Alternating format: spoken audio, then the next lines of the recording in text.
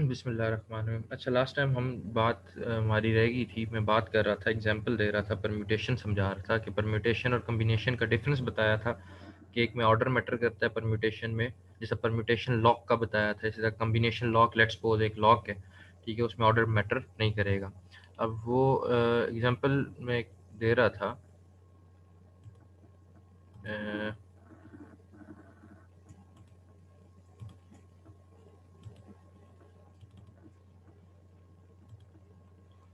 मैंने कहा था कि अगर ये क्वेश्चन पूछा जाए कि how many ways can an award be given among 5 participants, among 5 contestants, के 5 कंटेस्टेंट्स हैं, ठीक है। ए,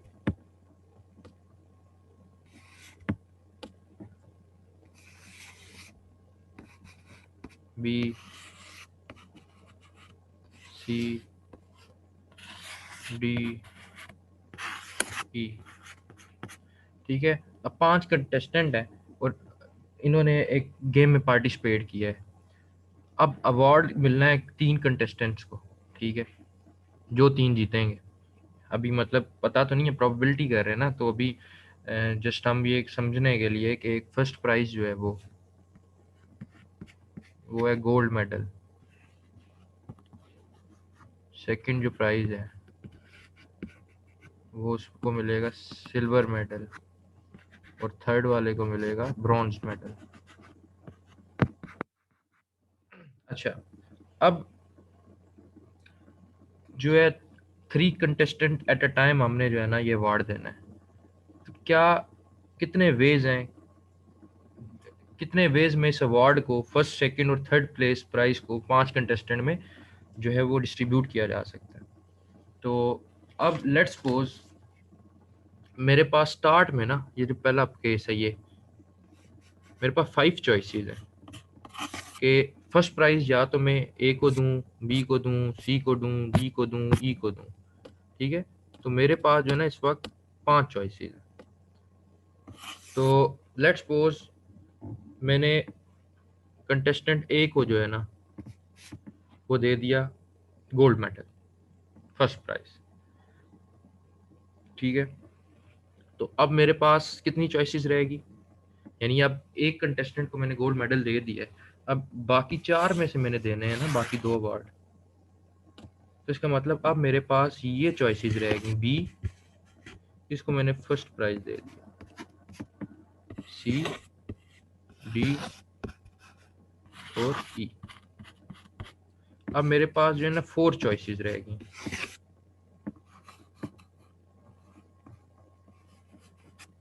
ठीक है। अब इन 4 चॉइसेस में से मैंने किसी को सेकंड देना हो, ठीक है, क्योंकि एक साइड पे हो गया, क्योंकि ए को मैंने फर्स्ट प्राइज दे दिया। अब बी, सी, डी में से, ई में से मैंने देना है सेकंड प्राइज किसी को। तो सपोज मैंने बी को दे दिया सेकंड प्राइज। अब जब बी को मैंने सेकंड दे दिया, अब मैंने थर्ड प्राइज देना है, तो मेरे पास 3 चॉइसेस रह जाएंगी जिनमें मैंने अब थर्ड प्राइज डिस्ट्रीब्यूट करना है, यानी सी, डी एंड ई। यानी मेरे पास नंबर ऑफ चॉइसेस कितनी रहेगी, 3 चॉइसेस रहेगी। यानी मैंने इसको जो है वो थर्ड प्राइज जब दे दी,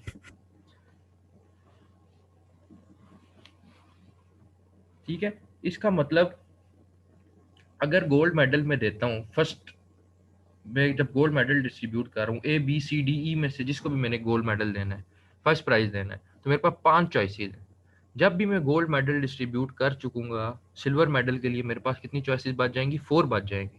मतलब लेट्स सपोज अगर मैं गोल्ड मेडल मैंने तो यहाँ पे ए को दिया ना, बी को भी देता हूँ, तो मेरे पास सिल्वर मेडल के लिए 4 चॉइसेस बच जाएंगे। सिमिलरली जब भी सिल्वर सिल्वर मेडल इन चारों में से मैं किसी को भी दे दूँ, ठीक है, ये तो समझाने के लिए मैंने कहा चलो बी को दिया, तब मेरे पास ब्रॉन्ज मेडल के लिए कितनी चॉइसेस बच जाएंगी, 3 चॉइसेस बच जाएंगी, ठीक है। So at first we had 4 choices, then 4, then मतलब at first we had 5 choices and then 4 and then 3। So number of option जो होंगे या नंबर ऑफ वेज निकालने के लिए मैं सिंपल क्या करूंगा, मैं 5 मल्टीप्लाई 4 मल्टीप्लाई बाय 3 करूंगा, ठीक है। सो नंबर ऑफ ऑप्शन या नंबर ऑफ वेज निकालने के लिए मैंने क्या करना है, जो चॉइसेस मैंने उनको मल्टीप्लाई कर देनी है। एट फर्स्ट मेरे पास 5 चॉइसेस थी, सेकंड पे मेरे पास 4 थी, और थर्ड पे मेरे पास 3 चॉइसेस थी। तो मैंने इसको मल्टीप्लाई किया तो ये आ गया 60। तो 60 वेज है, डिफरेंट कम्बिनेशन हैं, 60 बेसिकली टोटल वेज है, टोटल नंबर ऑफ ऑप्शन है जिसमें इन अवार्ड को डिस्ट्रीब्यूट किया जा सकता है। एक तो किस तरह डिस्ट्रीब्यूट हो, एक तो मैंने अभी बताया।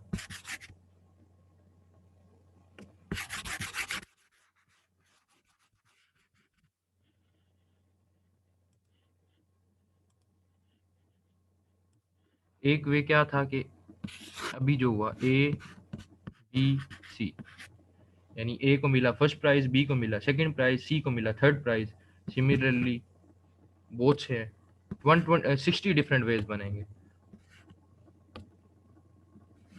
ए बी डी भी हो सकता है, ए बी ई हो सकता है, बी ए सी हो सकता है। तो इस तरह डिफरेंट जो कॉम्बिनेशन हैं, वो टोटल नंबर ऑफ ऑप्शन वो कितने हैं, टोटल 60। तो आपने क्या किया, टोटल जो चॉइसेस इनको आपस में मल्टीप्लाई कर दिया, 5 मल्टीप्लाई 4 मल्टीप्लाई 3, तो टोटल 60 नंबर ऑफ वेज है सिलेक्शन किया, टोटल 60 नंबर ऑफ ऑप्शन है। ठीक है, तो सिंपल क्या कर रहा हूँ मैं, मल्टीप्लाई कर रहा हूँ इनको आपस में, तो 60 वेज डिफरेंट बनते हैं। क्यों, क्योंकि मैंने फर्स्ट प्राइज दिया, मेरे पास 5 ऑप्शंस थे, फिर जब सेकंड दिया तो मेरे सेकंड के लिए मेरे पास 4 ऑप्शंस बचे, और थर्ड के लिए 3 ऑप्शन बचे। तो टोटल इनको आपस में मल्टीप्लाई कर दोगे तो टोटल नंबर ऑफ ऑप्शंस आ जाएंगे। ठीक है, अब नंबर ऑफ ऑप्शंस या number of ways of selection निकालना है, तो जो फार्मूला यूज होता है,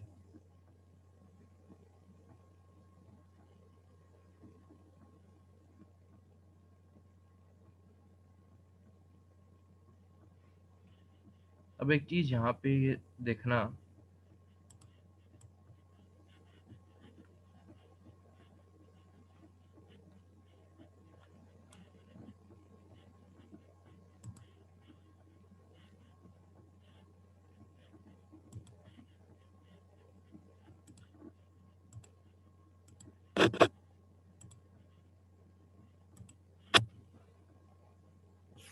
अब एक फार्मूला बनाते हैं। तो ये तो सिंपल मैंने निकाल दिया ना, number of ways of selections. ठीक है, कितने हैं, 60। अगर ये 5 4 मल्टीप्लाई 3 हो रहा है, अगर मैं 5 का फैक्टोरियल लूँ, 5 का फैक्टोरियल क्या होता है, 5 multiply 4 multiply 3 multiply 2 multiply by 1, यानी मेरा क्या है, 5 मल्टीप्लाई 4 मल्टीप्लाई 3, ये 2 और 1 एक्स्ट्रा आ रहा है। अगर मैं फार्मूला की फॉर्म में लिखना है, ठीक है, मुझे क्या चाहिए, मुझे 5 मल्टीप्लाई 4 मल्टीप्लाई 3 बेसिकली चाहिए। तो मैं ये 5 फैक्टोरियल को किस चीज़ से डिवाइड कराऊं कि मेरे पास ये चीज़ आ गई। 5 फैक्टोरियल को डिवाइड कराऊंगा 2 फैक्टोरियल से, तब मेरे पास क्या आएगा, 5 मल्टीप्लाई 4 मल्टीप्लाई 3, ये जो एक्स्ट्रा पार्ट था ना, इससे डिवाइड करा दूं तो क्या बनेगा, ये इसको अगर मैं ओपन करूं, 5 मल्टीप्लाई 4 मल्टीप्लाई 3 मल्टीप्लाई 2 मल्टीप्लाई 1, और इसको ओपन करूं 2 फैक्टोरियल को,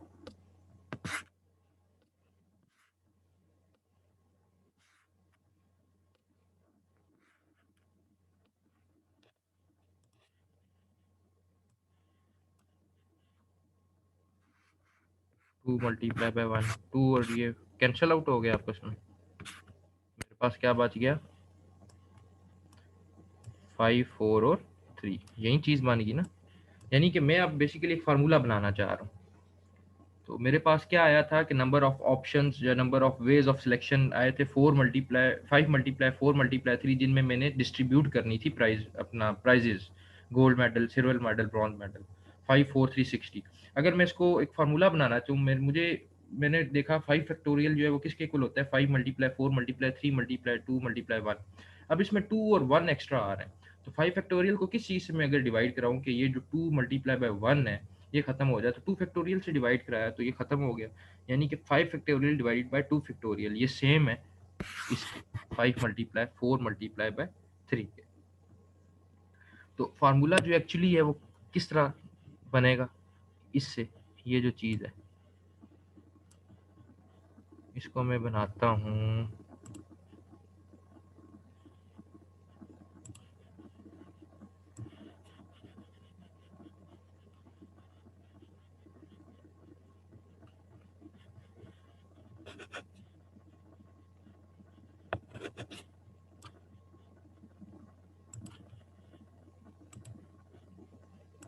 अब एक्चुअली ये क्या फार्मूला बन रहा है, 5 factorial divided bye 5 minus 3 factorial,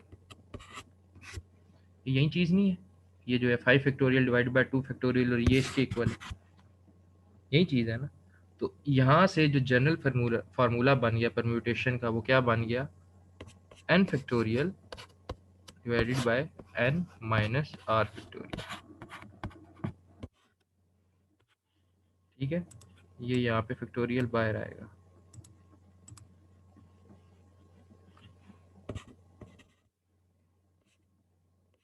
ठीक है। तो ये यही चीज़ नहीं बन रही है, n factorial divided bye n minus r factorial, ठीक है। अब मैं आता हूँ अपने उस पे वापस लेक्चर पे, ये देखो ये यही फार्मूला है ना, n factorial n minus r factorial, यही चीज़ लिखी हुई है ना।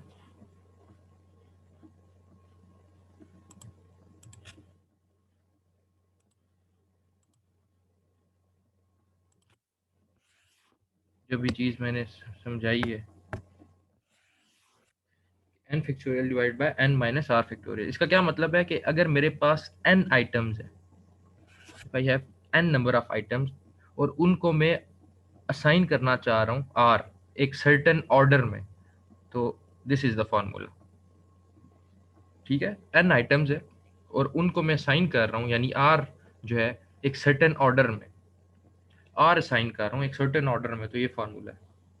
अब मेरे केस में क्या था, जो मैंने एग्जांपल बताई कि मेरे पास 5 लोग थे, 5 कंटेस्टेंट थे, और उनमें मैं 3 पिक कर रहा था। 5 कंटेस्टेंट्स में मैंने 3 में प्राइज मनी डिस्ट्रीब्यूट करनी थी, first prize, second prize, 3 prize, तो मेरा n क्या था, n 5 था, ठीक है। तो n क्या है, number of items, n items, अगर I have n items, then I want to assign, and मतलब and I want to assign r in a certain order, so ये फार्मूला बेसिकली लिखा हुआ है। तो मेरे पास जो n था मेरे केस में, वो क्या था, 5 कंटेस्टेंट थे ना, तो n 5 है, टोटल नंबर ऑफ कंटेस्टेंट्स 5 थे। और अब उनमें से मैं कितने पिक कर रहा हूँ, 3 ले रहा हूँ ना, फर्स्ट प्राइज दे रहा हूँ, सेकंड प्राइज दे रहा हूँ, 3 प्राइज दे रहा हूँ, ठीक है। और उनको मैं एक स्पेसिफिक ऑर्डर में दे रहा हूँ, यानी एक को फर्स्ट, एक को सेकंड, एक को थर्ड, ठीक है। तो आउट ऑफ 5 मैं कितने पिक कर रहा हूँ, 3, यानी कि मैं असाइन कर रहा हूँ आर उन n को एक सर्टेन ऑर्डर में, तो मेरा r, मेरे केस में r क्या होगा, 3, ठीक है। सो नंबर ऑफ ऑप्शंस कितने बनेंगे, ये जो फार्मूला लिखा है इसके मुताबिक n फैक्टोरियल यानी 5 factorial divided bye n minus r, 5 minus 3 factorial, तो ये वही चीज़ बनेगी, 5 मल्टीप्लाई 4 मल्टीप्लाई 3 जो मैंने किया था, जो मल्टीप्लिकेटिव रूल लगाया था, तो ये चीज़ वही है, दिस इज परम्यूटेशन, ठीक है। तो ये इसी के इक्वल है, 5 4 3, तो 60 वेज बनेंगे, 60 different number of ways of selection, 60 number of options बनेंगे, जिसमें उस प्राइज मनी को मैं डिस्ट्रीब्यूट कर सकता हूँ 3 कंटेस्टेंट में, यानी फर्स्ट, सेकंड और थर्ड जो है वो डिफरेंट ऑर्डर, इसमें जो है बेसिकली ऑर्डर मैटर करेगा, कम्बिनेशन में ऑर्डर मैटर नहीं करता, तो ये याद रखना है।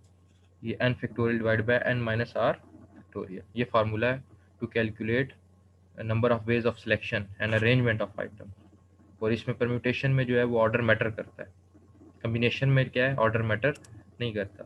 कम्बिनेशन का फार्मूला क्या है, सिंपल, यहाँ पे r फैक्टोरियल भी मल्टीप्लाई होगा, ठीक है, मल्टीप्लाई यहाँ पे r फैक्टोरियल से करा दो, तो ये किसके इक्वल आ जाएगा, NCR के, ठीक है।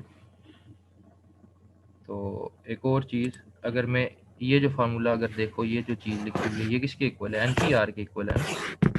तो NCR को मैं इस तरह भी लिख सकता हूँ, कम्बिनेशन को NPR divided by R factorial, ठीक है, क्योंकि उसमें ऑर्डर मैटर नहीं करता, उसमें A B is equal to B A है, इसमें ए बी और बी ए दो डिफरेंट चीज़ें हैं, अभी आगे बताता भी। सो जो NCR है वो इसके इक्वल है, जो परम्यूटेशन का फार्मूला है उसको डिवाइड करवा दो R फैक्टोरियल से, तो वो क्या आ जाएगा, परम्यूटेशन के, कॉम्बिनेशन के।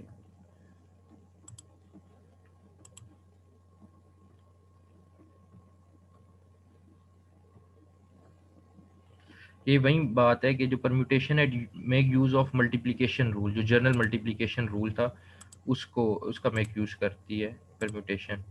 ठीक है, जैसे मैंने बताया था कि 5, 4 और 3 को मल्टीप्लाई करवाया था, और उसको जब हमने फॉर्मूला की फॉर्म में लिखा, वो क्या था, 5 factorial divided bye 5 minus 3 factorial. ठीक है, तो फॉर्मूला जो बना था, क्या बना था, n factorial divided bye n minus r factorial. ठीक है, वही चीज़ थी ना। तो ये it make use of general multiplication rule. ठीक है, अच्छा, ये परम्यूटेशन प्लस ट्री डायग्राम का मिक्सचर है ये एग्जांपल जो है।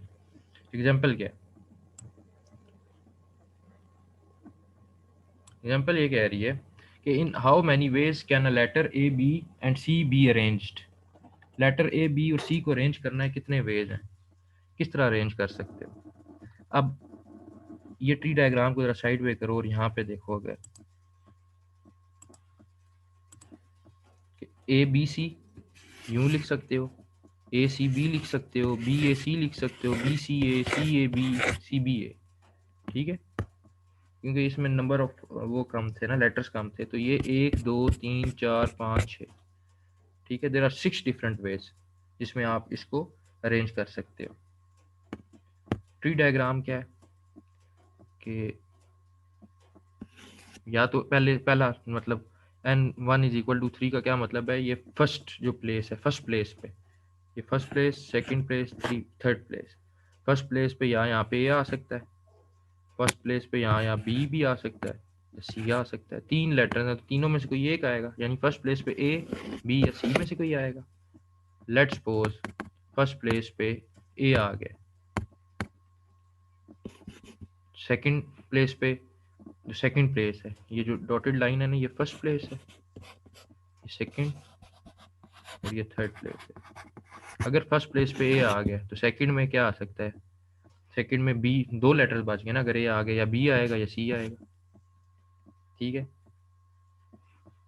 अब अगर फर्स्ट प्लेस पे बी आ गया तो सेकंड प्लेस पे या ए आएगा या सी आएगा। अगर फर्स्ट प्लेस पे सी आ गया तो सेकंड प्लेस पे ए आएगा या बी आएगा। ठीक हो गया। अच्छा, अब फर्स्ट प्लेस पे ए आ गया, सेकंड प्लेस पे बी आ गया, तो थर्ड प्लेस पे एक ही ऑप्शन बचता है, सी। अगर फर्स्ट प्लेस पे ए एस और सेकंड प्लेस पे सी है, तो थर्ड प्लेस पे क्या ऑप्शन बचता है, बी। सिमिलरली ये ट्री डायग्राम, आई थिंक आप फेमिलियर हो आप इससे। तो ये ट्री डायग्राम के थ्रू नंबर ऑफ वेज, तो इसमें भी देखो तो नंबर ऑफ वेज कितने बनते हैं,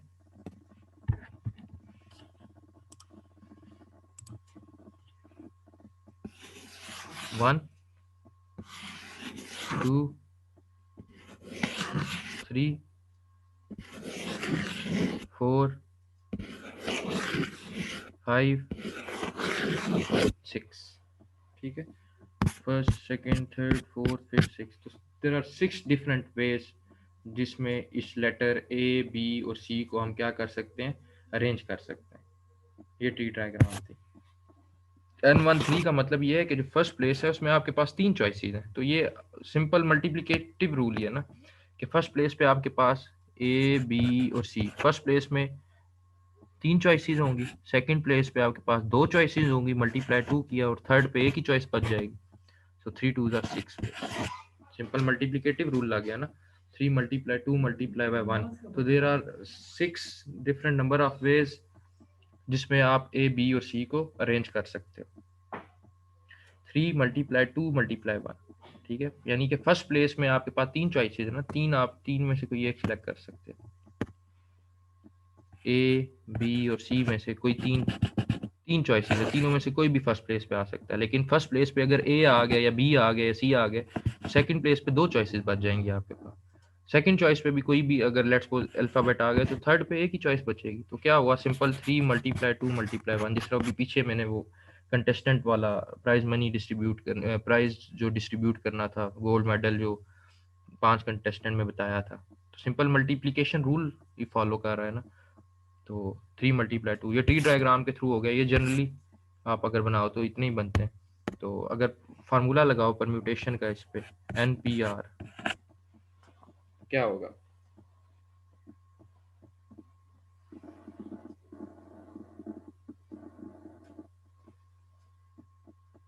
तो ये देखो सिंपल, N जो है आपके पास 3 लेटर्स हैं, ठीक है। तो आपने क्या करना है जी, इन्हें अरेंज करना है।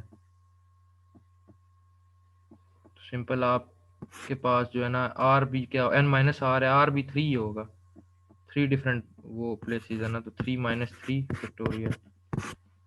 तो ये क्या हो जाएगा, 3 डिवाइडेड बाय 0 फैक्टोरियल, 0 फैक्टोरियल 1 के इक्वल होता है। So 3 × 2 × 1 divided by 1, 6 ways। There are 6 different ways. वही बात है कि सिंपल मल्टीप्लिकेशन से कर लो, आपने बस बताना है कि हाउ मैनी वेज ये लेटर ABC अरेंज किए जा सकते हैं। तो देयर आर 6 डिफरेंट वेज जिसमें B और C लेटर को अरेंज किया जा सकता है।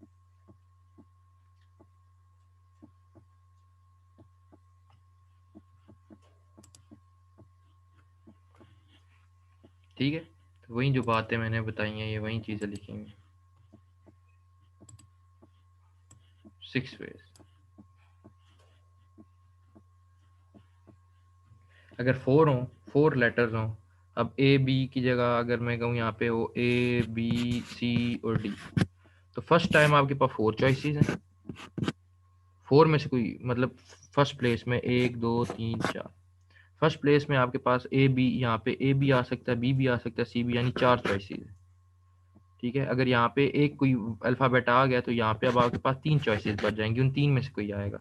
यहाँ पे आपके पास 2 चॉइसेस बच जाएंगी और यहाँ पे एक। तो इनको जब मल्टीप्लाई करोगे तो वो क्या आ जाएंगे, 4 × 3 = 12, 2 × 24। देयर आर 24 डिफरेंट वेज जिसमें ये 4 डिस्टिंक्ट ऑब्जेक्ट्स को अरेंज किया जा सकता है। ठीक है, इसी तरह 5 है तो 5 डिफरेंट है। अगर कोई रिस्ट्रिक्शन नहीं है तो सिंपल आपने क्या करना है, ये जो मेथड है मैंने बताया है। अब एग्जांपल 2 है कि in how many ways can the letter A, B, C and D be arranged, 24 ways अभी बताया कि 24 जो है वो डिफरेंट वेज है। अच्छा, अब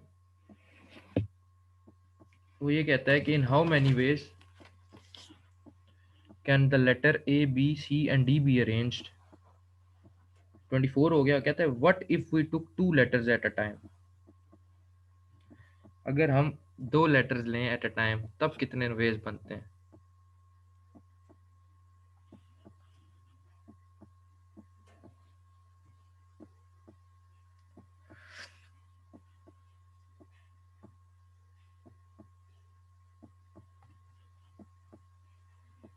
अच्छा, 2 लेटर्स एट अ टाइम का क्या मतलब है कि अब 4 लेटर्स थे ABCD, ठीक है, 2 लेटर जो है ना वो एट अ टाइम रहेंगे, उसके बाद जो है वो आप जो है ना बाकी लेटर्स को वेरी करोगे। मतलब 2 letters at a time, AB, AC, AD, BA, BC, BD, CA, CB, CD, DA, DB और DC। ठीक है, in how many ways can we arrange the letters taking 2 letters at a time, हमने 2 letters लेने eight a time. ठीक है, तो 4 letters नहीं लेने, पहले तो हम 4 लेटर्स ले रहे थे ना, लाइक इस तरह, यानी कि ABCD, ये 4 लेटर्स, इनकी अरेंजमेंट बतानी थी। अब 2 लेटर्स चाहिए, टोटल 4 हैं, उनमें से मुझे 2 लेटर्स चाहिए एट अ टाइम, यानी या तो AB या AC या AD या AB या BC या BD या CD या DA। ठीक है, तो वो नंबर ऑफ वेज बताने हैं, तो वो ये कम्बिनेशन बनते हैं AC AD BA BC BD CA CD, ये वाले कॉम्बिनेशन। अगर ट्री डायग्राम पे देखो, क्योंकि मुझे 2 लेटर्स चाहिए एट अ टाइम, 4 नहीं, टोटल 4 है, उनमें से 2 लेटर्स चाहिए एट अ टाइम। तो नंबर 1 जो प्लेस है मेरी, फर्स्ट प्लेस, यानी ये मेरे पास है, फर्स्ट प्लेस में मेरे पास टोटल थे 4, तो मेरे पास 4 जो है ना लेटर्स आ सकते हैं ABCD, यानी फर्स्ट प्लेस पे या A आएगा या B आएगा या C आएगा या D आएगा। अच्छा, अब फर्स्ट प्लेस में मेरे पास A आ गया यहाँ पे, तो सेकंड प्लेस में क्योंकि मेरे पास टोटल 4 लेटर है, 3 चॉइसेस बच जाती हैं। अगर ए आया है तो या बी आएगा या सी आएगा या डी आएगा। तो सेकंड प्लेस में मेरे पास या बी आएगा या सी आएगा या डी आएगा। ठीक है। अच्छा लेट्स सपोज मेरे पास अगर बी आए फर्स्ट प्लेस में, तो सेकंड प्लेस में मेरे पास ये तीन कॉम्बिनेशन बनते हैं, ए सी या डी।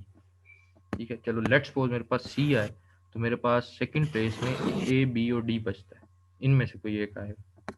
चलो जी लेट्स सपोज मेरे पास डी आता है फर्स्ट प्लेस में, तो सेकंड प्लेस में मेरे पास ये तीन ऑप्शन बचते हैं, ए बी सी आने। तो इसका मतलब ये हुआ फर्स्ट प्लेस में मेरे पास कितने ऑप्शन है, 4, और सेकंड प्लेस में मेरे पास अब कितने ऑप्शन बचते हैं, 3।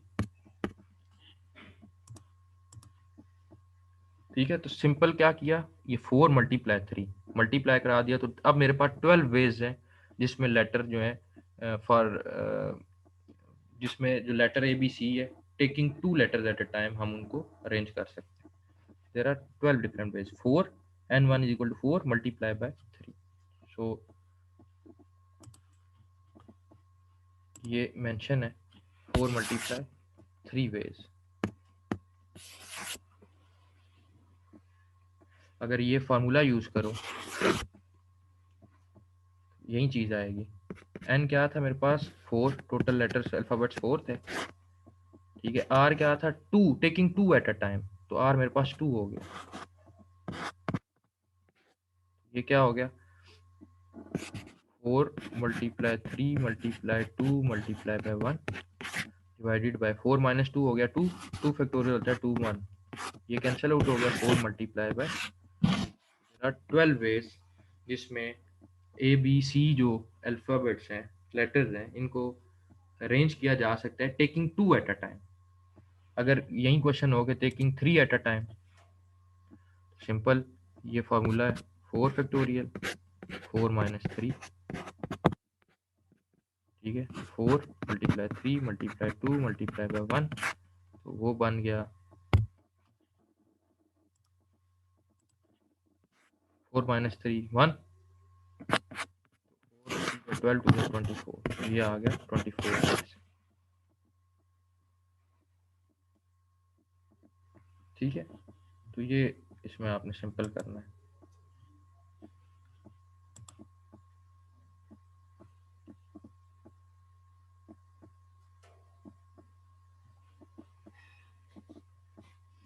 आई थिंक समझ आ गई होगी, इतना मुश्किल नहीं है। तो ये वही चीज़ें हैं कि परम्यूटेशन के बारे में बताया हुआ है कि जो परम्यूटेशन है उसमें क्या है, ऑर्डर मैटर करता है, अरेंजमेंट जो है वो मैटर करती है। यानी किस तरह के क्वेश्चंस हो सकते हैं परम्यूटेशन से रिलेटेड, कि how many ways to arrange a book on a shelf, कि एक शेल्फ पे कितनी बुक्स को अरेंज करने का क्या कितने वेज हो सकते हैं, या how many ways a group of people can stand in a line. यानी ये कि इस तरह के जो क्वेश्चंस आएंगे उनमें आपने परम्यूटेशन यूज़ करनी है, आपको पता चल जाएगा कि इसमें अरेंजमेंट चाहिए, इसमें ऑर्डर मैटर कर रहा है। ठीक है। जैसे कि how many ways a group of people can stand in a line, how many ways to scramble a word letter. वो स्क्रैम्बल गेम जो स्क्रैम्बल गेम है, वर्ड गेम, उसमें क्या होता है, वो डिफरेंट वर्ड्स होते हैं, उनको मिला के एक वर्ड बनाना होता है। डिफरेंट जो है ना रैंडम वर्ड्स अल्फ़ाबेट्स होते हैं, उनको आपस में जो है ना जोड़ के डिफरेंट जो है ना वर्ड्स बनाने होते हैं। तो ये स्क्रैम्बल गेम है। तो वो उसमें कि एक लेटर को, एक वर्ड लेटर को जो है ना कितने वेज में स्क्रैम्बल किया जा सकता है। अच्छा सिमिलरली याद ये रखना है कि किस तरह के क्वेश्चन हैं जहाँ पे परम्यूटेशन यूज़ होगी और किस तरह के क्वेश्चन जहाँ पे कम्बिनेशन यूज़ होगी। अगर कोई क्वेश्चन आपके पास आ जाता है जिसमें जिक्र है कि arranging people, digits, numbers, alphabets, letters, colours, ये परम्यूटेशन है। सिमिलरली अगर कहीं पे आता है कि selection of menu, food, clothes, subjects, तो ये कम्बिनेशन के ज़्यादातर क्वेश्चंस होते हैं इस तरह के। सिमिलरली परम्यूटेशन के जो सेकंड क्वेश्चंस आ सकते हैं कि पिकिंग अ टीम कैप्टन, ठीक है, वाइस कैप्टन एक ग्रुप में से, ठीक है, एक ग्रुप में से कैप्टन लेना है या वाइस कैप्टन लेना है। और सिमिलरली कम्बिनेशन का क्वेश्चन किस तरह हो सकता है कि picking 3 members from a group, एक ग्रुप में से कोई भी 3 मेंबर ले लेना, उसमें ऑर्डर नहीं मैटर करता, उसमें अरेंजमेंट नहीं मैटर करेगी, कोई भी 3 मेंबर्स। लेकिन परम्यूटेशन में क्या होगा कि टीम कैप्टन या वाइस कैप्टन एक ग्रुप में से पिक करना है।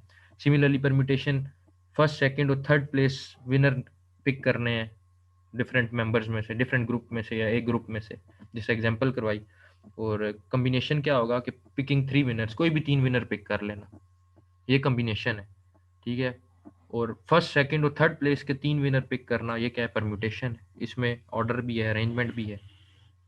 सिमिलरली पिकिंग 2 और मोर फेवरेट कलर्स,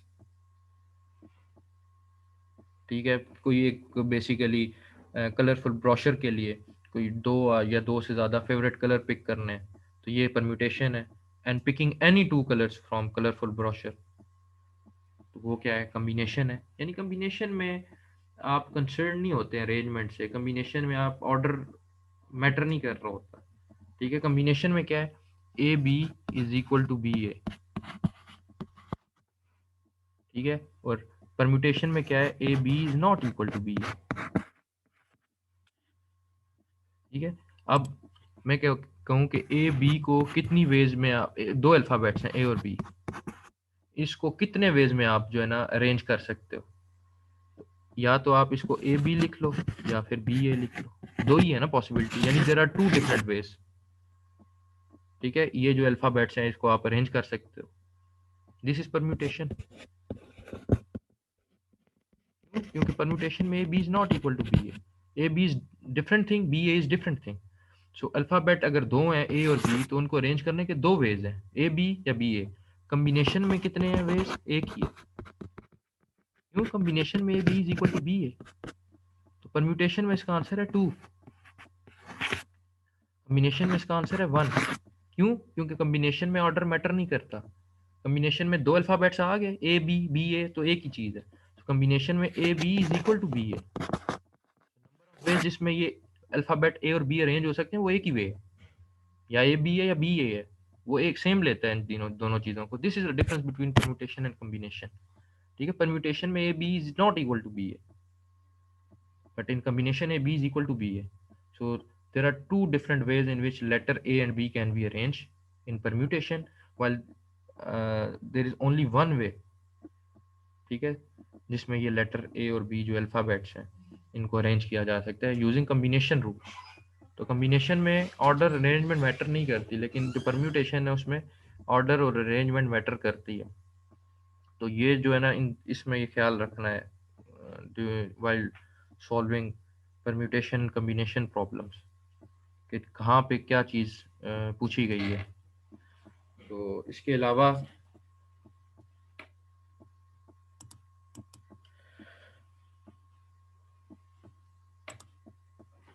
ये वही चीज़ है कि परम्यूटेशन का फॉर्मूला है कि अगर आपके पास टोटल ऑब्जेक्ट्स जो है वो n है और r ऑब्जेक्ट सेलेक्ट करने हैं, यानी कि क्या था कि इन हाउ मैनी वेज ये डिफरेंट जो है ना, क्या नाम है, जो अल्फ़ाबेट्स हैं, लाइक 4 अल्फ़ाबेट्स हैं, कितने वेज में इनको हम अरेंज कर सकते हैं टेकिंग 2 एट अ टाइम। तो आर क्या हो गया 2 और एन क्या हो गया, टोटल अल्फ़ाबेट्स 4। सो परम्यूटेशन फार्मूला में अगर एन ऑब्जेक्ट्स हैं और उनमें से आपने आर सेलेक्ट करने हैं, then this is the formula to find the number of ways. ठीक है, you could select and arrange in order, ये याद रखना है। ये नोटेशन है परम्यूटेशन की। ठीक है, तो ये आप इसकी लेफ्ट साइड पे लिखो या राइट साइड पे लिख लो, ये जो इसके सुपरस्क्रिप्ट में एन है और सबस्क्रिप्ट में आर है। वैसे ये नॉर्मली जो है ना, ये इसकी जो नोटेशन है ये सामने जो लिखी हुई है,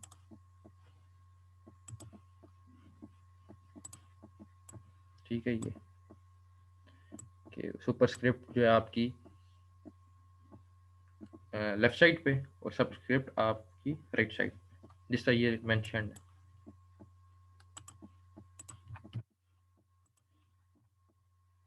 ठीक है, तो इस तरह भी लिखा जा सकता है। ठीक है, इस तरह भी लिखा जा सकता है। ठीक है, तो ये दोनों तरीके हैं, या इस तरह या फिर यो, वो था करेक्ट।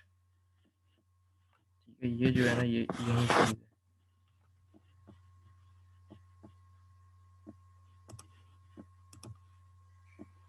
अच्छा, कम्बिनेशन, वही बात कि जो प्रीवियस क्वेश्चन था, अब अगर प्रीवियस क्वेश्चन को मैं कम्बिनेशन वाले तरीके से करूं कि कितने वेज हैं जिसमें letter A B C and D को अरेंज किया जा सकता है टेकिंग 2 एट अ टाइम।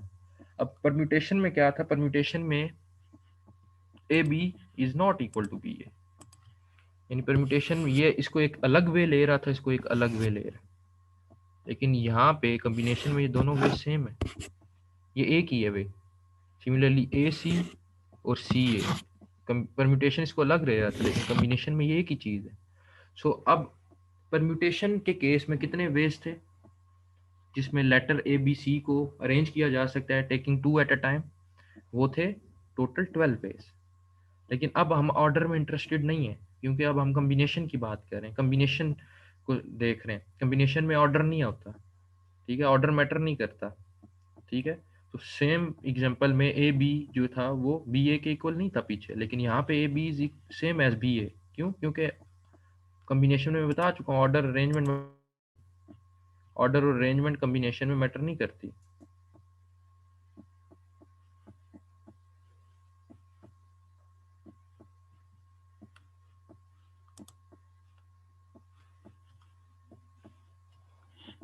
ठीक है, तो अब जो है नंबर ऑफ वेज कितने बनेंगे? 6 बनेंगे, क्योंकि यहाँ पे अगर इसको देखो ए बी और बी ए एक ही चीज़ है, तो ये एक ही है। ए सी सी ए एक है, ए डी डी ए एक है, सिमिलरली बी ए बी एक है। तो ये टोटल जो बनते हैं वो नंबर ऑफ वेज कितने बनते हैं? 6 बनते हैं, ठीक है।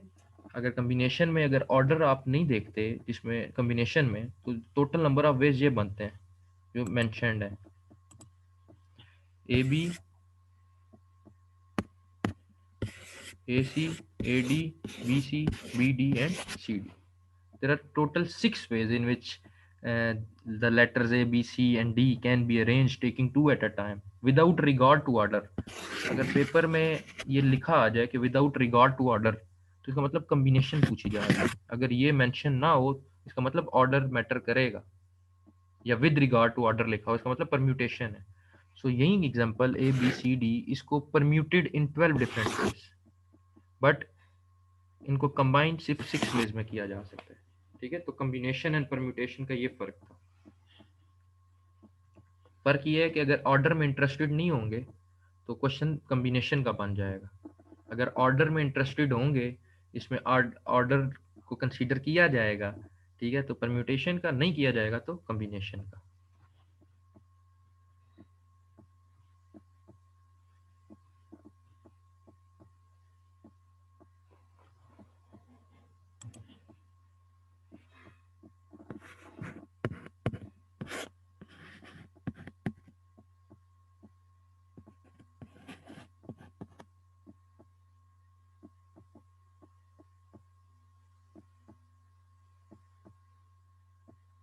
ठीक है, फार्मूला अगर मैं फार्मूला के थ्रू करूं, कॉम्बिनेशन का फार्मूला जो था n C r is equal to n factorial divided by r factorial n minus are factorial. N क्या है? 4 अल्फाबेट्स थे। आर क्या है? 2, टेकिंग 2 एट अ टाइम, यही कर रहे हैं ना हम कि 2 ले रहे हैं at a time, 2। N minus r क्या है? 4 माइनस 2, ये भी क्या हो गया? 2 फैक्टोरियल। 4 फैक्टोरियल क्या होगा? 4 multiply 3 multiply 2 multiply by 1, 4 3 2 1 divided by 2 factorial, 2 multiply 1 फिर multiply by 2 factorial, 2 multiply by 1। ये 2 और 2 इससे कैंसिल आउट हो गए, 4 से 2 2 are 4, so 3 multiply by 2। Total कितने वेज बन गए? 6 वेज बन गए, ठीक है। सो ये फार्मूला यूज करो तो सिंपल यही चीज आती है। तो कंबाइंड 6 वेज में किया जा सकता है लेटर ए बी सी को टेकिंग 2 एट अ टाइम, और परम्यूट कितने वेज में किया जा सकता है? 12 डिफरेंट वेज में किया जा सकता है। तो ये फार्मूला वही चीज़ जो भी मैंने पीछे बताई, ये फार्मूला मेंशन है। अगर आप फार्मूला यूज करते हो तो ये फार्मूला कॉम्बिनेशन। अब यही क्वेश्चन है कि A B C D E 5 letters हैं, कितने वेज में इनको 3 टेकिंग 3 एट अ टाइम कितने वेज में अरेंज किया जा सकता है, ठीक है। अब ये बेसिकली अगर यहाँ पे क्वेश्चन में मेंशन हो कि विदाउट रिगार्ड ऑफ ऑर्डर, तो कॉम्बिनेशन का क्वेश्चन है। अगर ना मेंशन हो कि विदाउट रिगार्ड ऑफ ऑर्डर, तो आपने परम्यूटेशन में लेना है। तो दूसरा ये, क्योंकि ये कम्बिनेशन की एग्जाम को पढ़ रहे हैं तो एग्जाम्पल में कम्बिनेशन के लिहाज से सॉल्व करूंगा। ये फार्मूला था, एन क्या होगा, 1 2 3 4 5, 5 लेटर्स हैं तो 5 फैक्टोरियल, और taking 3 at a time. Alphabet हमने कितने लेने हैं, कोई 3 लेने हैं एट अ टाइम। तो आर क्या हो जाएगा, 3। फार्मूला में पुट करो ये, तो 10 डिफरेंट वेज हैं जिसमें इन लेटर्स को कंबाइन किया जा सकता है, A B C D and E को। ठीक है, देयर आर 10 डिफरेंट वेज। अगर ऑर्डर को देखा जाएगा तो फिर कितने वेज होंगे, फिर होंगे 5 factorial divided bye 5 minus 3 factorial. फिर क्या होगा, 5p3, यानी परम्यूटेशन यूज होगी, 5 4 3 और नीचे 2 फैक्टोरियल, यहाँ पे भी 2 फैक्टोरियल, 5 4 20 60 वेज। कितने बनेंगे, 60 डिफरेंट वेज बनेंगे। ठीक है, देन 60 डिफरेंट वेज बनेंगे जिसमें इन लेटर्स को परम्यूट किया जा सकता है अगर ऑर्डर को लिया जाएगा। अच्छा, ये चीज़ याद रखना, ये 5 फैक्टोरियल है ना, इसको मैं यूं कभी लिख सकता हूँ 5 मल्टीप्लाई बाय 4 फैक्टोरियल, क्योंकि आगे वो 4 3 2 1 है ना। ये 7 फैक्टोरियल है, इसको मैं कहीं भी ओपन करूँ, अगर 7 6 यहाँ रोकना चाहूँ तो आगे 5 फैक्टोरियल। ठीक है, अगर लेट्स सपोज मैं 6 पे ही ख़त्म करना चाहूँ तो ये क्या बन जाएगा, 7 मल्टीप्लाई बाय 6 फैक्टोरियल, एक ही बात है। एफएससी का कॉन्सेप्ट है, वैसे भी लिख सकता हूँ।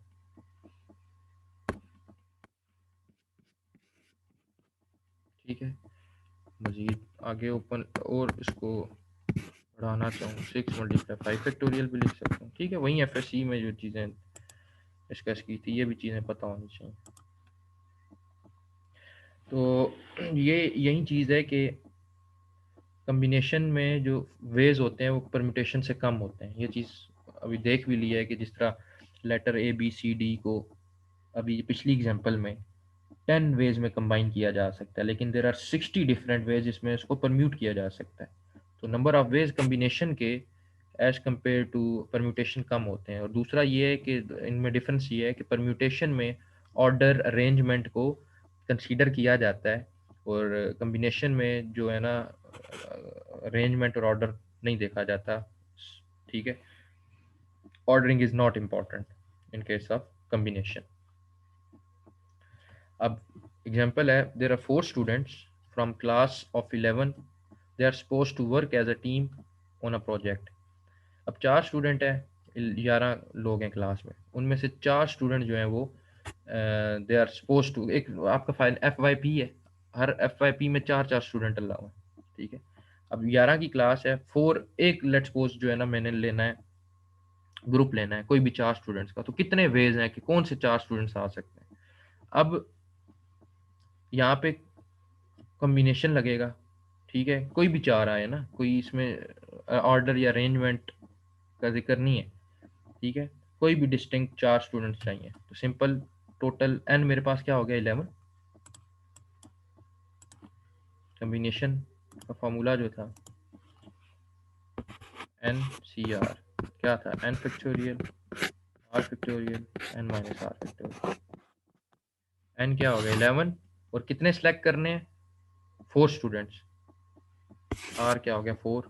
फॉर्मूला में पुट करो तो देयर आर 330 डिफरेंट वेज जिसमें जो है ना हम ये इसको ले सकते हैं, कंसीडर कर सकते हैं। ठीक है, 330 डिफरेंट वेज।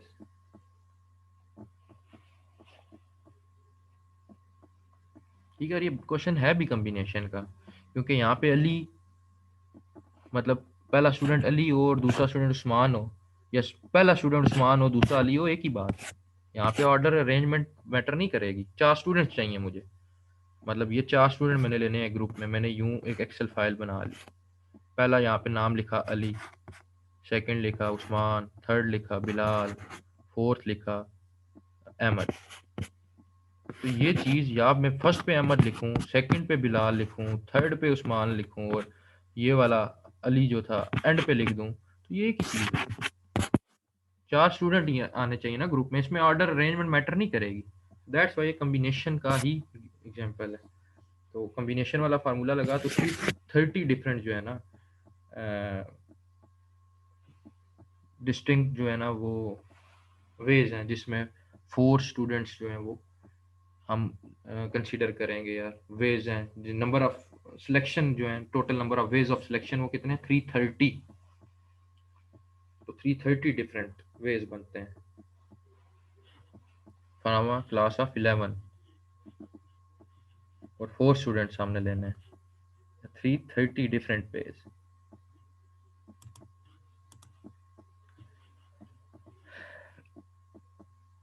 लास्ट एग्जांपल है, इससे पहले ना एक और एग्जांपल मैं बता दूं। इस लास्ट एग्जांपल पे जाने से पहले अक्सर क्वेश्चन आ जाता है कि number of permutation of word बताओ। कोई वर्ड दे दिया जाता है, उसकी परम्यूटेशन बताओ कि कितने डिस्टिंग्विशेबल जो है ना इस लेटर के परम्यूटेशन है। फॉर एग्जांपल एक वर्ड है गुड,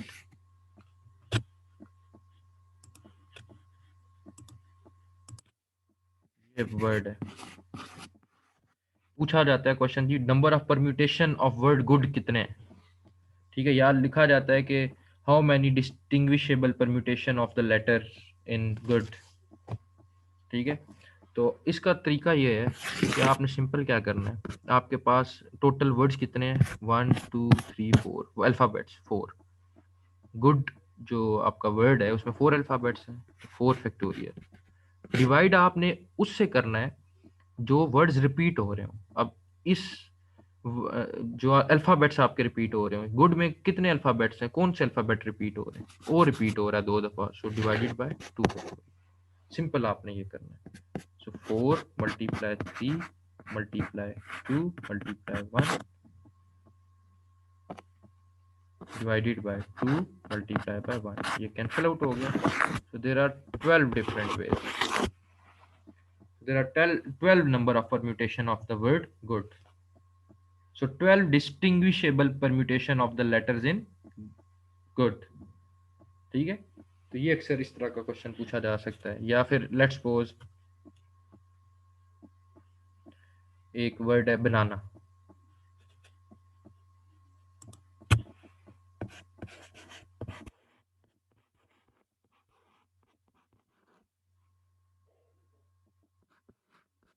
इसके कितने डिस्टिंग्विशेबल परम्यूटेशंस हैं? ठीक है, लेटर्स जो हैं बनाना में, या number of permutation of the word बनाना कितने हैं, मतलब इन लेटर्स को मैं कितने वेज में रीअरेंज कर सकता हूँ। ठीक है, तो सिंपल क्या करना है आपने, एन फैक्टोरियल क्या है? 1 2 3 4 5 6, 6 वर्ड अल्फाबेट्स हैं तो 6 फैक्टोरियल। डिवाइड करना है जो रिपीट हो रहे हैं। इसमें रिपीट क्या हो रहा है? ए रिपीट हो रहा है।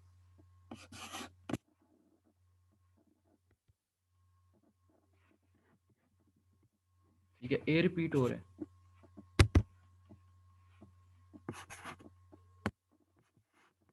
ए कितनी दफा रिपीट हो रहा है? 1 2 3। ए 3 दफा रिपीट हो रहा है। और क्या रिपीट हो रहा है? एन रिपीट हो रहा है। एन कितनी दफा रिपीट हो रहा है? 2 दफा रिपीट हो रहा है।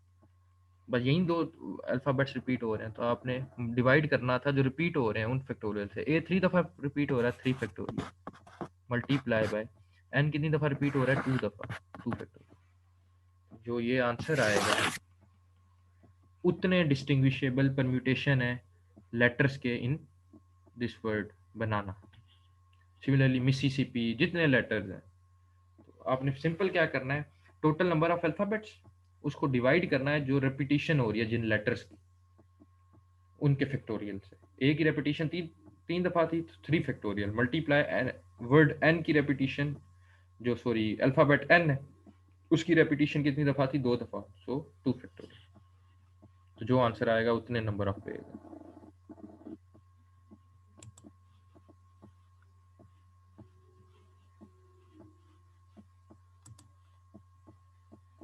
अच्छा जी, आखिरी एग्जांपल इंपॉर्टेंट समझनी है। Suppose there are 3 cars in a production run of 40 are defective. Production run क्या होता है बेसिकली? लेट्स सपोज आपकी एक कंपनी है, आपको समद की कंपनी है, बिलाल ने ऑर्डर दिया समद को कि मुझे ना एक नई चीज़ डेवलप करनी है, एक नया मतलब समद को कहा जी मुझे एक मोबाइल चाहिए इस टाइप का, कोई लेटेस्ट, कोई ये फीचर का, वो मुझे मोबाइल बना के दो। समद ने बिलाल को कहा, बिलाल की कंपनी थी, बिलाल ने वो मोबाइल बनाया एक नए तर्ज का, इनोवेटिव, समद को दिखाया, जिसने भी, जिसकी कंपनी है उसने दूसरे को दिखाया, उसको पसंद आ गया, उसने क्या किया, मजीद ऑर्डर्स दे दिए, 50 या 100 और बनाओ। तो ये this is the example of production run. So 3 cars in a production run of 40 are defective। एक प्रोडक्शन रन में ये चीज़ें जहन में रखनी है, 3 गाड़ियां जो है वो 40 में से डिफेक्टिव है, ठीक है, 40 टोटल है, उनमें से 3 cars डिफेक्टिव है। डिफेक्टिव कितनी है जी, 3, इसका मतलब गुड कितनी है, 37। अब ये नहीं पता कि उन 40 में से जो टोटल है उनमें से कौन सी 3 डिफेक्टिव है और कौन सी 37 जो है वो गुड है। A sample of 4 is to be selected। अब इन 40 में से 4 कार रेंडमली सिलेक्ट करनी है, 4 कार का सैंपल सिलेक्ट होना है चेक करने के लिए डिफेक्ट है या नहीं। अब इन 40 में से 4 हमने रेंडमली सिलेक्ट करनी है, या कोई एक इंस्पेक्शन वाला आया उसने 4 कार चेक करनी है कि इनमें डिफेक्ट है या नहीं है, और इन 40 में से उस ऑनर को पता है कि कितनी कार्स डिफेक्टिव है, 3 और 37 गुड है। अब वो जो इंस्पेक्शन वाला आया उसने 4 रेंडमली लेनी है, अब उस 4 में लाजमी तो नहीं है वो 4 जो ले उनमें से 3 डिफेक्टिव आए और एक गुड आए, ठीक है, या फिर हो सकता है चारों की चारों वो जो सिलेक्ट करे कार जो चारों गुड कैटेगरी में हो। तो ये एक सिनेरियो है, पहले सिनेरियो समझना है क्वेश्चन का, फिर सॉल्व करना है कि 40 जो है ना वो कार्स है, उनमें से 3 डिफेक्टिव है, 37 जो है वो गुड है, और सैंपल जो है ना 4 कार सिलेक्ट करनी है उन 40 में से, ठीक है, डिफेक्ट के लिए। अब क्वेश्चन क्या है, क्वेश्चन ये, how many different samples can be chosen, कितने डिफरेंट सैंपल आप इसमें से ले सकते हो। अब 40 कार्स हैं, 4 आपने लेनी है, तो कितने डिफरेंट सैंपल आप इसमें से ले सकते हो, यानी कि n मेरे पास क्या है 40, r क्या है,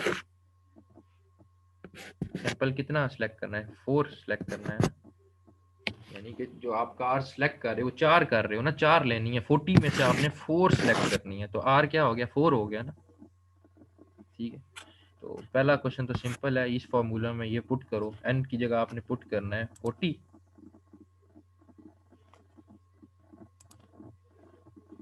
ठीक है, n की जगह आपने क्या पुट करना है 40, और r की जगह क्या पुट करना है 4,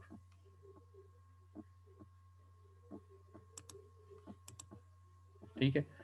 सो 40 मल्टीप्लाई मतलब वही 40 फैक्टोरियल डिवाइडेड बाय इधर 4 फैक्टोरियल, सारा जब सॉल्व करोगे तो 91,390 डिफरेंट सैंपल जो है वो सिलेक्ट किए जा सकते हैं, ठीक है। 40 में से 4 सैंपल लेने थे, तो टोटल कितने सैंपल बन सकते हैं, 91,390। तो पहला पार्ट जो था वो तो हो गया, पहले पार्ट में सिंपल बताना था कि कितने डिफरेंट सैंपल जो आप उसको सिलेक्ट कर सकते हो, तो क्योंकि 40 टोटल कार्स थी तो n हो गया 40, ठीक है, और 4 सैंपल आपने लेने थे कोई भी, तो r हो गए 4। तो क्या आंसर आया, 91,390 सैंपल्स जो है वो सिलेक्ट किए जा सकते हैं,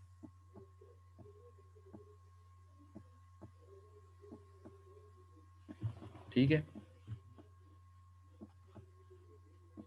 नेक्स्ट सेकंड है, how many samples will contain exactly one defective car. समझनी है बात, कितने सैंपल्स ऐसे हैं जिसमें एटलीस्ट एक डिफेक्टिव कार होगी। अब इस प्रॉब्लम को 2 पार्ट्स में डिवाइड करेंगे, ठीक है। How many samples will contain exactly one defective car, इससे पहले मैं दोबारा यहाँ पे एक चीज़ लिख दूँ ताकि भूले ना, कि मेरे पास जो डिफेक्टिव कार्स थी वो 3 थी, अच्छी उनमें से 37 थी, गुड, और टोटल मेरे पास 40 थी, और जो सैंपल मैं ले रहा हूँ वो 4 का ले रहा हूँ, अब चलता हूँ आगे।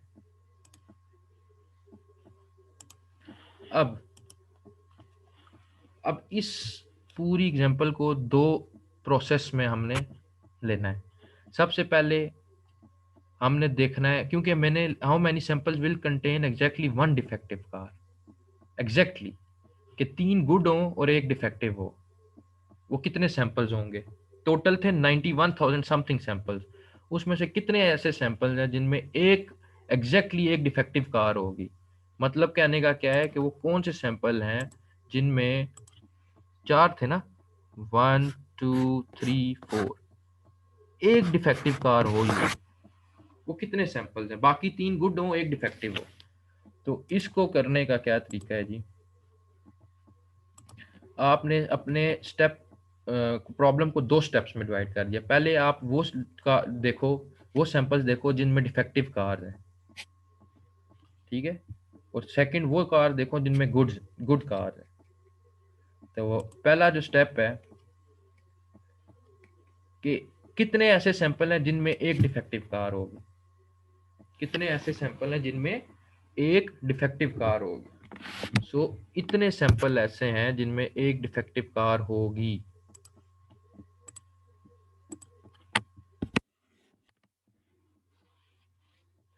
यानी कि 40, अब प्रॉब्लम को मैं डिवाइड कर रहा हूँ, 40 मेरे पास टोटल कार्स थी, उनमें से जो मेरे पास डिफेक्टिव कार्स थी वो कितनी थी, 3, ठीक है। सो एन सी आर डिफेक्टिव थी मेरे पास 3 कार्स। आर क्या होगी कि मुझे एट एग्जैक्टली 1 डिफेक्टिव कार चाहिए उन 4 सैंपल्स में से। तो मैं क्या करूंगा, आर यहाँ पे मेरे पास पहला केस में 1 हो जाएगा, यानी 3 डिफेक्टिव हैं।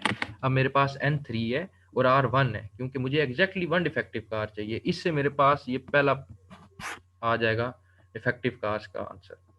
अब सेकंड मैंने चूज करनी है, सिलेक्ट करनी है गुड कार्स। वो कितने सैंपल हैं जिनमें 3 गुड कार्स होंगी, क्योंकि देखो 4 सैंपल लेने हैं आपने, 4 में से 3 गुड हो और एक डिफेक्टिव हो, तो वो कितने सैंपल हैं जिनमें 3 गुड कार्स होंगे। अब इसको कैसे करूंगा,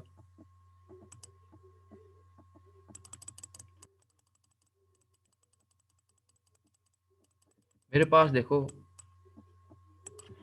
जो गुड कार्स थी वो 37 थी,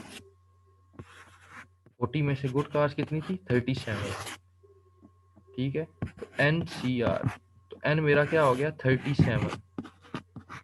अब मेरे पास मैं क्या देख रहा हूँ कि 3 गुड कार्स होनी चाहिए। देर आर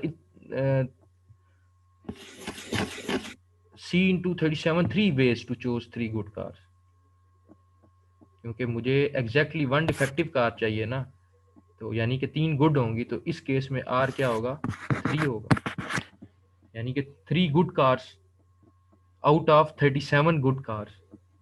37 जो कार्स हैं उनमें से 3 गुड कार्स, ठीक है। 37 3 ways to choose a good car. अब इसकी अलग से निकालो और इसका अलग से सॉल्व करो, जो आंसर आएगा आपस में मल्टीप्लाई कर दो, तो आपके पास टोटल नंबर ऑफ वेज या टोटल वो सैंपल आ जाएंगे जिनमें एटलीस्ट 1 डिफेक्टिव कार होगी।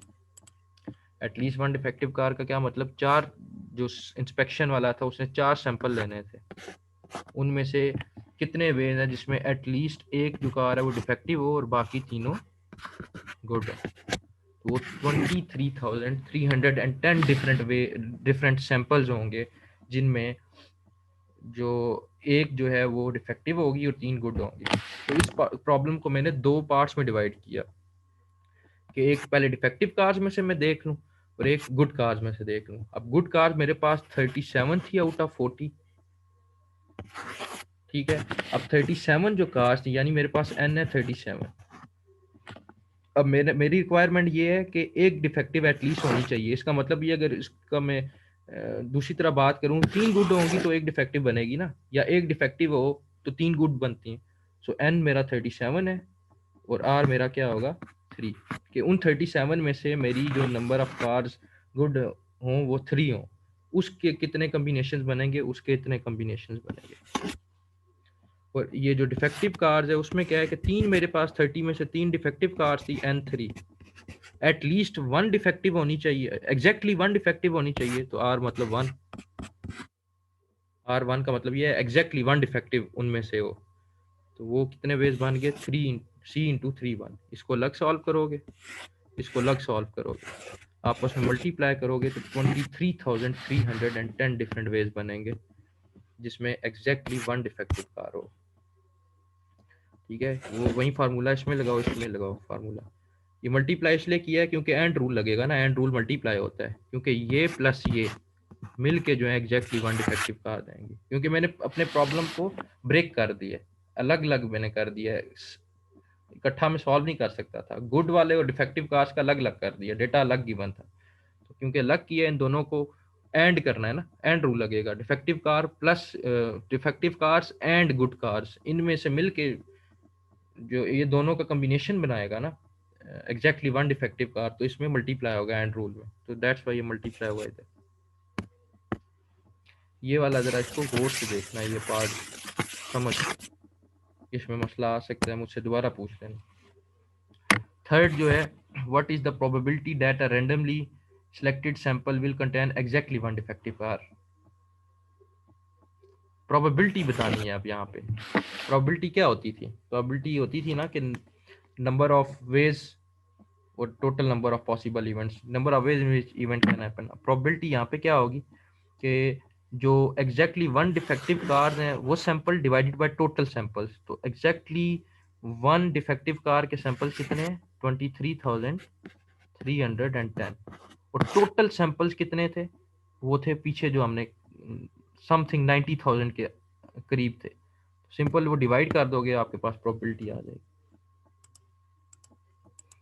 ठीक है, तो प्रोबेबिलिटी क्या आएगी, ये 23,310, ये एग्जैक्टली वन डिफेक्टिव कार के sample divided by total number of sample. वो टोटल नंबर ऑफ सैंपल कितने थे, वो पिछली स्लाइड में गिवन है, जो हमने निकाले थे वो थे 91,390 सैंपल्स। डिवाइड करोगे तो प्रोबेबिलिटी कितनी आएगी रैंडमली चोजन सैंपल की जिनमें एग्जैक्टली एक डिफेक्टिव कार होगी, 0.255। लास्ट क्वेश्चन, लास्ट पार्ट इसका, how many samples will contain at least one defective car. उसमें था एग्जैक्टली वन, इसमें एटलीस्ट वन। इसका मतलब ये कि चार सैंपल्स हैं, एटलीस्ट वन हो, तीन भी हो सकती हैं, दो भी हो सकती हैं, लेकिन एटलीस्ट वन हो, यानी ये भी हो। एटलीस्ट वन का क्या मतलब है, ये भी चीज हो सकती है, एक होनी चाहिए एटलीस्ट।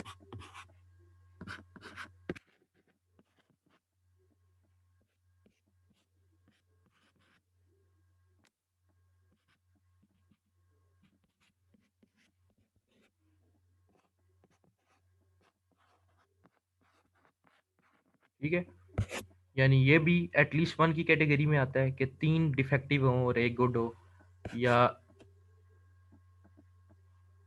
ये वही चीज लिखती है दोबारा, ये भी एटलीस्ट वन की कैटेगरी में आता है कि दो डिफेक्टिव हों और दो गुड हों, और ये भी एटलीस्ट वन की कैटेगरी में आता है कि एक डिफेक्टिव हो और तीन गुड हो, चारों गुड ना हो बस। ठीक है, तो वो अब प्रोबेबिलिटी बतानी है, पहले एग्जैक्टली वन था, अब एटलीस्ट वन। अब इसका मतलब ये कि sample with one or greater than one defective cars, वही बात है कि वन या वन से ज्यादा भी हो सकती हैं डिफेक्टिव, चारों डिफेक्टिव भी उसमें आता है, चारों डिफेक्टिव हो। एटलीस्ट वन का क्या मतलब है, चारों डिफेक्टिव भी तो हो सकता है, ये भी कैटेगरी है, यानी कि with greater than or equal to one defective cars. इसका तरीका क्या है कि टोटल जो आपके पास कार्स थी ना, टोटल 93,000 समथिंग आई थी, 90,000 प्लस जो आई थी। ठीक है, उसमें से आप वो कार्स माइनस कर दो जो डिफेक्टिव नहीं है, यानी चारों गुड वाला पोर्शन, तो सैंपल जो चारों गुड थी वो माइनस कर दो, तो आपके पास यही नहीं आ जाएगा एटलीस्ट वन डिफेक्टिव कार। ऐसे ही है ना, चार सैंपल में से जो चार कॉम्बिनेशन बनते हैं, एक कॉम्बिनेशन है चारों गुड हो, जो कि हमारी रिक्वायरमेंट है ही नहीं, क्योंकि हमें एटलीस्ट वन डिफेक्टिव चाहिए। एक ये है, एक कॉम्बिनेशन ये है, एक कॉम्बिनेशन जो है ये है, और एक और कॉम्बिनेशन है, चारों डिफेक्टिव हों।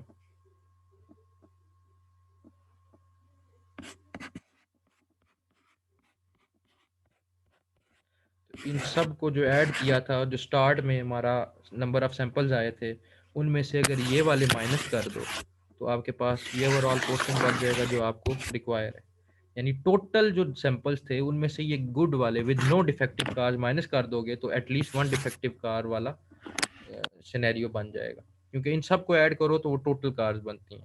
तो सिंपल जो टोटल जो सैंपल्स थे आपने सबसे पहले फाइंड किए हुए हैं, और विद नो डिफेक्टिव कार अभी आप फाइंड कर लो।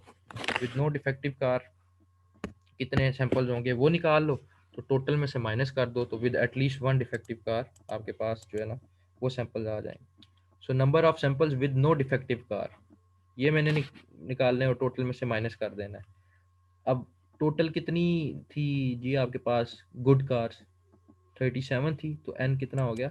37। ठीक है,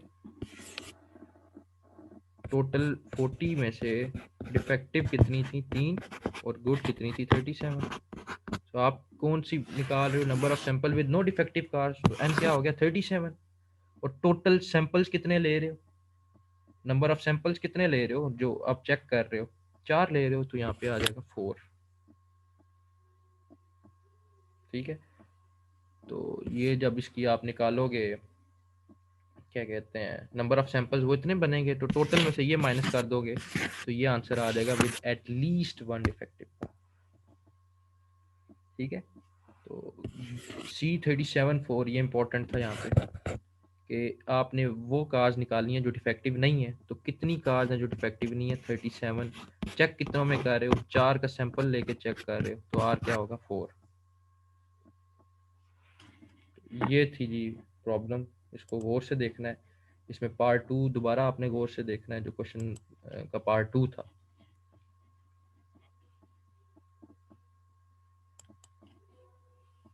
ठीक है, तो दैट्स इट। इसी में से आपका क्विज होगा नेक्स्ट वीक, और असाइनमेंट भी इंशाल्लाह आज अपलोड हो जाएगी।